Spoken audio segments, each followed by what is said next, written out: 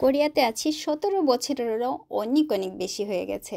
তো এতদিন পর্যন্ত এই মাছ ওই মাছ ওই যে যেমন ধরেন কই মাছ পাইছি, তারপর পাঙ্গাস পাইছি, ইলিশ পাইছি, কিন্তু বুজুরি ট্যাংরা এই প্রথম পাইছি। এর মধ্যে কয়েক মাস ধরে দেখতেছি বুজুরি ট্যাংরা বেশ পাওয়া যাচ্ছে, তা আমি বুজুরি ট্যাংরা কিনে নিয়ে আসলাম। একেবারে পরিষ্কার করা ছিল, তারপরও আমি ঘরে অনেকটাই সুন্দরভাবে পরিষ্কার করেছি। ভাজা করার জন্য তেল দিলাম, লবণ হলুদ দিলাম কড়াইতে, তখনই দেখলাম গ্যাস শেষ হয়ে গেছে। আবারও গ্যাসটা যে চেঞ্জ করে নিচ্ছি। নতুন গ্যাস যখন এইভাবে আমরা চেঞ্জ করি তখন গ্যাসটাকে একটু ঝাঁকাই নিতে হয়, তারপরে দিলে পরে একটু ভালো হয়। মানে একটা বলতে পারেন একটা নিয়ম বা একটা সুন্দরভাবে এটা শেষ হয়। গ্যাসটা এইভাবেই করে নিই আমরা। তারপর গ্যাসটায় যে আবার জ্বালাই নিলাম। তা আমি কিন্তু মাছে আগের থেকে আর লবণ আর হলুদ দিয়ে রাখি না, তাহলে মাছের থেকে আমার কাছে কেমন যেন একটা হলুদের গন্ধ আসে। সেজন্য আমি হলুদ আর ওই লবণ তেলেই দিয়ে দিই, তারপরে মাছ ভাজা করি।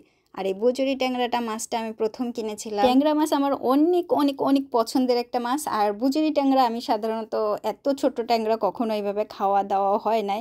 দেশে খাইছি কয়েকবার, কিন্তু এত বেশি করে এরকম না। তারপরও কিনেছি, কারণ ট্যাংরা মাছের লোভ সামলানো আসলে আমার পক্ষে অত্যন্ত অসম্ভব। সেজন্যই কিনে নিয়ে আসা। এই বুজুরি ট্যাংরা এত সুন্দর করে ভাজা করলাম, তারপরে যখন তরকারি রান্না করলাম স্বাদটা কিন্তু অপূর্বই ছিল। এখন অনেকেই বলতে পারেন যে মাছগুলো সদ্য ছিল কিনা বা তাজা ছিল কিনা বা স্বাদ কেমন ছিল। এই মাছগুলো বহু বহু মাসের পুরনো ডিপের মাছ। এই মাছগুলোই আমরা সাধারণত পাই। সদ্য তাজা মাছ কোরিয়াতে পাওয়া একেবারেই অসম্ভব এখন পর্যন্ত। এই মাছগুলোই আমার কাছে তাজা বলে বিক্রি করা হয়েছে, কিন্তু এইগুলো 2023 সালের নভেম্বরে প্যাকেট করা হয়েছে। সেই মাছগুলোই আমাকে তাজা হিসাবে ওনারা দিয়েছেন, যে মাছগুলো তাজা হবে।